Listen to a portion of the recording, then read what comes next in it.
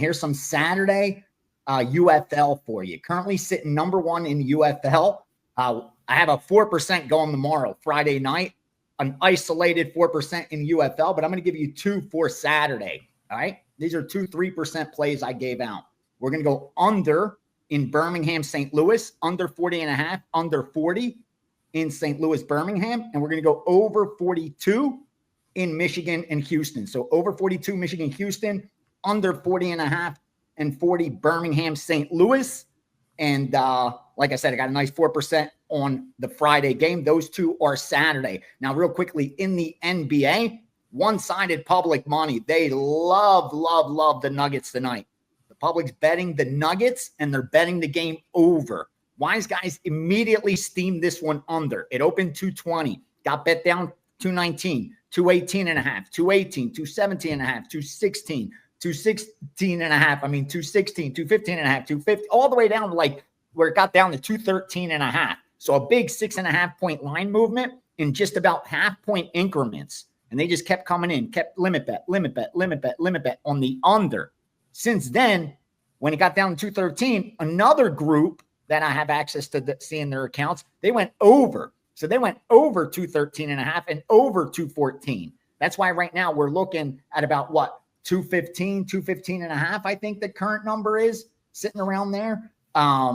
And so you got two-way sharp money on the total, with the original group going under the 220, 219s, and another group going over 213, 214. And yeah, it's sitting about 217 right now, somewhere in between. With all that said, the books are going to need the initial group to be right, because every Denver bet is tied into the over, whether they're parlaying Denver and over, money line Denver and over, thinking they don't need the points, and then teasing Denver with the over.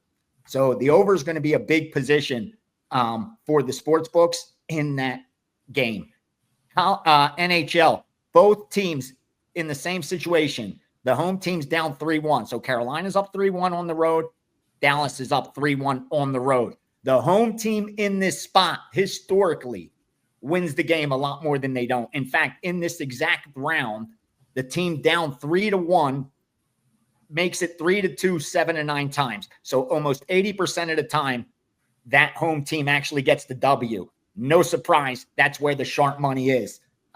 Immediately took Washington at plus 150, and that's even where the public is. So the books are getting hit by the public and the wise guys on the home team, Washington, and the same thing with Dallas, Winnipeg. Wise guys and public on the Winnipeg side. So the books are going to hope that these two games defy historical probability, and at least one of these road teams gets the W and closes out the series. Because again, historically, the home team has been able to bring it to 3-2, 7 out of 9 times. And that's what's getting the money. Both home teams, Washington and Winnipeg, from the sharps, from the public. And the books are on an island by themselves, needing both of these favorites, or at least one of them, to kill a lot of these parlays that are being bet with Washington and Winnipeg. Also in Major League Baseball, early game, Minnesota plus 125, plus 115. White Sox over 9, minus 120, full game. That line moved pretty quickly to 9.5. So then they hit the over in the first half, over 5 in the White Sox Cincinnati. So over for the first 5, over for the game. Washington, another early game against Atlanta. Washington getting the money at plus 215 all the way down to plus 190. They were moving in about 5-cent increments every time they'd get a limit bet on Washington. Also the under, but only at 9 up to minus 125. 8.5, nobody jumped. And finally, Toronto, 956 Toronto, minus 160, 165. And then later, under 7.5, up to minus 125 on Houston, Texas. Books adjusted to 7. They came back, took the even money to go under 7, and even laid minus 105 on 7 at Houston and Texas. So that's where we're sitting right now with early in the morning. Not a big board, but plenty of action from the betting syndicates already. Quick firing picks here. NBA, Shai Gilgeous-Alexander over 5.5 rebounds, over in 4.5 games, over in 4 out of 5 games this series. these numbers are insane. 16, 15, and 15 rebound chances the last 3 games. I haven't seen that from a guard. Over 5.5 rebounds for SGA. MLB, Blue Jays, first 5, minus half a run. Gossman for the Blue Jays, 3 out of 3 home quality starts. Littell for Tampa, 5.2 FIP, bottom 10 among qualified pitchers. Look for the Blue Jays in the first 5, minus half. UFC, I like a finish prop. Yadier Duvall by finish, plus 110. He's facing Connor Matthews, who is not a UFC caliber opponent. He's been knocked out in both of his UFC fights. Duvall, great power, landed over 120 strikes in his Contender Series fight. Me and my team thought he was the best on his night. So Duvall, plus 110 by finish. And then darts. Darts is today. We will not have a live show. I got too busy up in Detroit. I got too much stuff to do. Luke Littler and Luke Humphreys. This is the Luke matchup. Over 9.5 legs. 11-9 head-to-head matchups. These guys are almost equal. So 11 wins for Littler, 9 for Humphreys. 7 out of the last 9 head-to-head matchups on the Premier League have gone over in their head-to-head matchup. So SGA rebounds, Blue Jays first 5, Yadier Duvall by finish, and the Luke darts play to go over 9.5 legs. Let's do a big game breakdown for the association for Thursday night. This is a client play for me tonight. It's the only NBA on the board, the only NBA game on the board. And you'll get it for free because I'm on WagerTalk today. And, of course, before I get started, simple favor. If you like this content, hit that like button. Thank you. Problem solved. Comment below if you want to tell us what you think about this game. And, of course, if you haven't done so already, subscribe to the WagerTalk YouTube channel. More than 200,000 of you have already done so. Looking at the odds logic live odds screen right now, I'm seeing Oklahoma City minus 4.5, total sitting 217.5 for tonight's Game 6 showdown. And by the way, oddslogic.com/Teddy. Get a free 7-day trial of our Odds Logic live odds screen. It's a great product and get it for free. Again, oddslogic.com/Teddy. Get you that free 7-day all access. So we talked about the NBA run. I'm 10-1 with my last 11 in the NBA postseason. The only loss was OKC Denver in Game 4. And OKC, I had the Thunder minus the points in that game. They were up 7 with 20 seconds left. And then we had some late game shenanigans. And the Thunder ended up winning by only 5, failing to cover as 5.5 6-point favorites. Denver is 4-1 against the spread in this series. They've been the undervalued commodity so far. And this is the shortest point spread of the series. The betting markets recognize, A, the Nuggets have built up a little bit of a betting bandwagon, and B, the closeout game for OKC might not be so easy. When we talk about the last 2 postseasons, OKC's been real good on the road. 3-2 straight up, 4-1 ATS last year. They're 4-1 straight up on the highway this year on the road. The only loss coming in overtime. And again, when you talk about the Nuggets cover in Game 4, that was rather fortuitous. You know, the double lane violations, the jump ball won by Joker, and then Aaron Gordon hitting the 3-pointer with 2 seconds left for the cover. But it's worth noting, 6 home playoff games this year, the Nuggets have won in regulation, a grand total of twice, both in the first round against the Clippers. And let's not forget, Denver played a 7-game series in that opening round against the Clippers. This is where the fatigue becomes real. You know, since Game 5 of the Clippers series, that was back on April 29th, the Nuggets have played every other day, no extra rest. This is going to be their 9th game in 17 days. OKC has played a grand total of 5 games since sweeping the Grizzlies on April 26th. This will be their 6th game in 20 days. One team 9-17, the other 6-20. That matters, especially when we're talking about depth issues for the team that's played more games. Then there are legitimate depth issues for Denver right now. They got an 8-man rotation in the series. One of the 8, Michael Porter, is dealing with a significant shoulder injury. He's made more than 2 shots in a game only once in the series. Joker just played the best game he could possibly play. 17-25 from the floor, 5 of 7 from 3-point range, 100% from the free throw line, 15 boards, 2 steals, 2 blocks. And even that level of superstar effort wasn't enough to get Denver the victory. When OKC turned up that defensive intensity in the fourth quarter, the Nuggets had no offensive answers. And of course, let's not forget, the Nuggets head coach David Edelman, 0 playoff experience. He's been a head coach for a month now? You know, Mark Daigneault gave us a nice quote. We're a better team today than we were at the beginning of this series. We're definitely evolving, growing, and learning. OKC closed out Memphis on the road in the first round. They took out New Orleans on the road in the postseason last year as well.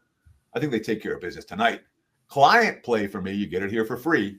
OKC minus the points. I do not expect this series to go 4-7 games. Houston and Texas. Yes. I think the books are a little bit too in love with Jacob deGrom here. Don't get me wrong. He's a good pitcher. But when I look at my rankings, I used to be an MLB scout, and I do my ranking system the same way I did back then. And I got Hunter Brown, the number 1 pitcher in all of MLB. I got Tariq Skubal, number 2. So deGrom, he's right around 16. So they're both good pitchers, don't get me wrong. But I think Brown is a little bit better. Lineup-wise, out of 30, I have the Browns. I got the Astros. In football, I got the Astros ranked 8, where I got the Rangers ranked 16. So there's a pretty good lineup discrepancy there in the Astros' favor. And bullpens, I have them pretty much even. So any way you can take the Browns, I think anyway you can take the Astros, I think is a good play here. I don't think they should be the underdog. Perhaps it's because they're on the road. Perhaps it's because the books like DeGrom too much. But either way, I think the Astros are a better play. If you can get them plus 1.5, that sounds good to me. First 5 sounds good to me. I would not take a team total, though. I think this might go under. The books have this at 7.5. A little too low to take a game total under here.